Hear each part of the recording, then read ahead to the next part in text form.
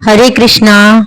भाद्रपद मास के कृष्ण पक्ष की अजा एकादशी को शास्त्रों में महान पूर्णदायी तिथि कहा गया है। इस व्रत का स्मरण, व्रत और कथा श्रवण करने मात्र से ही मनुष्य के जन्म जन्मांतर के पाप ताप नष्ट हो जाते हैं और उसे विष्णु धाम की प्राप्ति होती है।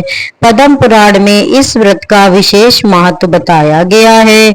इसमें कहा गया है कि जैसे गंगा स्नान से सभी पाप धुल जाते हैं, वैसे ही अजय एकादशी का व्रत करने से आत्मा निर्मल और पवित्र हो जाती है।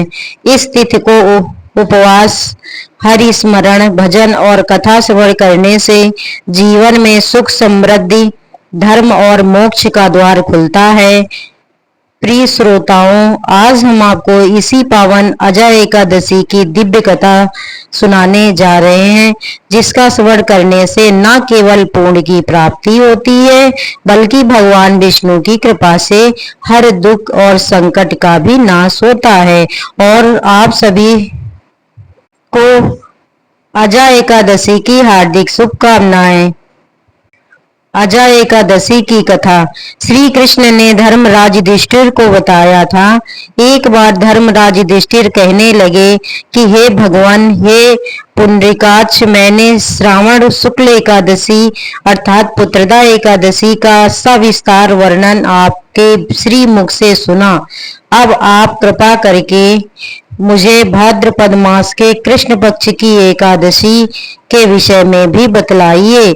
इस एकादशी का क्या नाम है और इसके व्रत का क्या विधान है? प्रभु, इसका व्रत करने से किस फल की प्राप्ति होती है? तब भगवान श्री कृष्ण ने कहा, हे युधिष्ठिर, भाद्रपद माह के कृष्ण पक्ष की एकादशी को अजा एकादशी कहते हैं। इसका व्रत करने से सभी पाप नष्ट हो जाते हैं। यह लोक और परलोक में मदद करने वाली इस एकादशी व्रत के समान संसार में दूसरा कोई व्रत नहीं है। हे युधिष्ठिर, इस एकादशी से संबंधित जो कथा प्रचलित है, अब मैं उसे तुम्हें सुनाता हूँ। श्रद्धा पूर्वक श्रवण करो। बहुत समय पहले एक दानी और सत्यवादी राजा हरिश्चंद्र हुए। राजा हरिश्चंद्र इतने प्रसिद्ध सत्यवादी और धर्मात्मा थे कि उनकी कीर्ति से देवताओं के राजा इंद्र को भी ईर्ष्या होने लगी। तब देवराज इंद्र ने महर्षि विश्वामित्र को राजा हरिश्चंद्र की परीक्षा लेने के लिए उकसाया।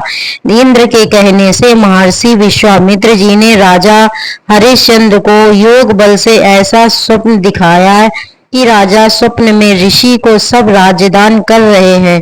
दूसरे दिन महर्षि विश्वामित्र अयोध्या आए और अपना राज मांगने लगे। स्वप्न में किए गए दान को भी राजा ने स्वीकार कर लिया और विश्वामित्र जी को सारा राजपाट दे दिया। अब अयोध्या से जब राजा हरिश्चंद्र चलने लगे, तब मुनि विश्वामित्र ने कहा कि राजन, जब तप दान आदि बिना दक्षिणा दिए सफल नहीं होते। राजपाट तो तुम पहले ही सौंप चुके हो, अब दक्षिणा कैसे दोगे?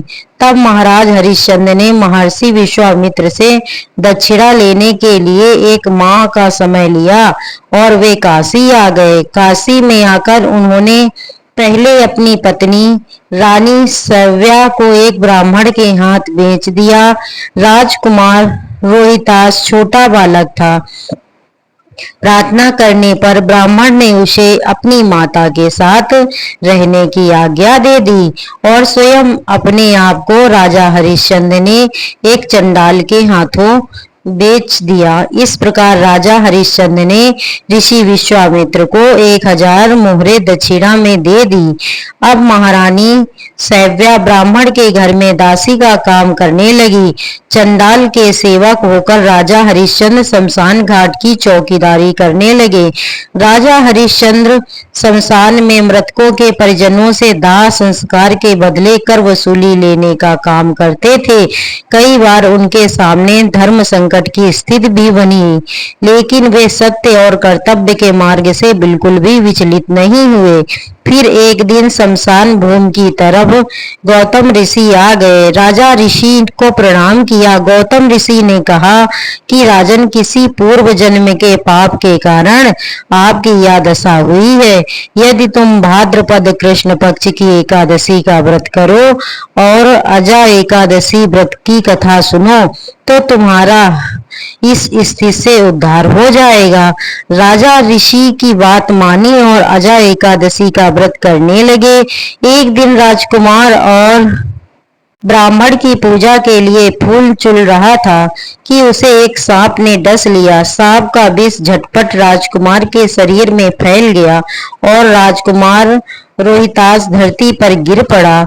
उसकी माता महारानी सैव्या को अब ना कोई धीरज बांधने वाला था और ना ही उसके पुत्र की देह को शमशान पहुंचाने वाला था। तब रानी सैव्या रोती बिलखती पुत्र के शव को लेकर शमशान में पहुंची तो पुत्र के शव को देखकर राजा हरिश्चंद्र का कलेजा भर आया, क्योंकि उस समय राजा शमशान घाट में मृतकों के शवों का दाह संस्कार करने का काम किया करते थे।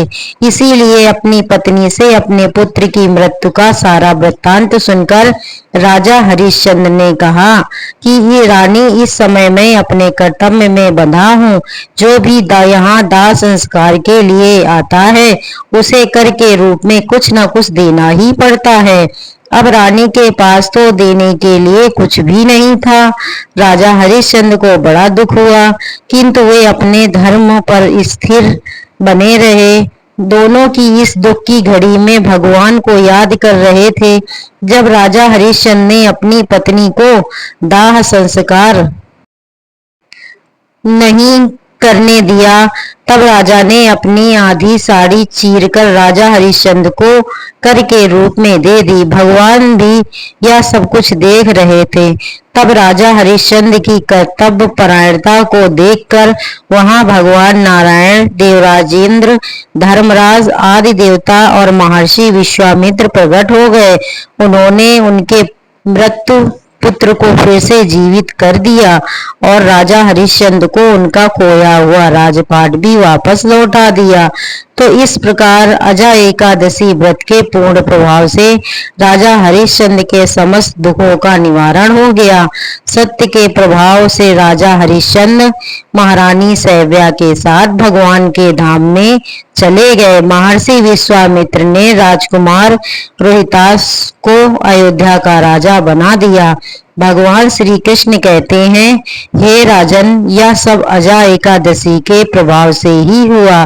इसीलिए जो मनुष्य यत्न के साथ विधि पूर्वक इस व्रत को करते हैं, वे रात्रि जागरण करते हैं, उनके समस्त पाप नष्ट होकर अंत में स्वर्ग लोक को प्राप्त होते हैं।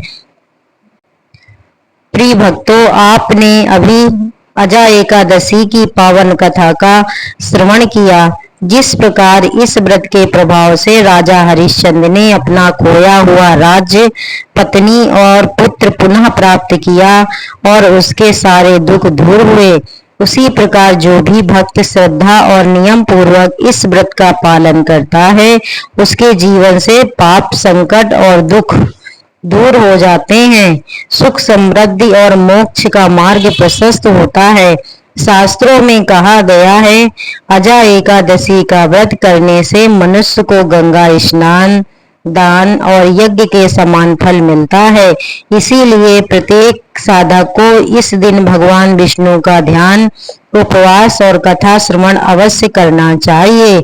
अंत में हम सभी यही प्रार्थना करते हैं कि भगवान श्री हरि विष्णु की कृपा से आपके जीवन में भक्ति, शांति, ऐश्वर्य और कल्याण का वास हो।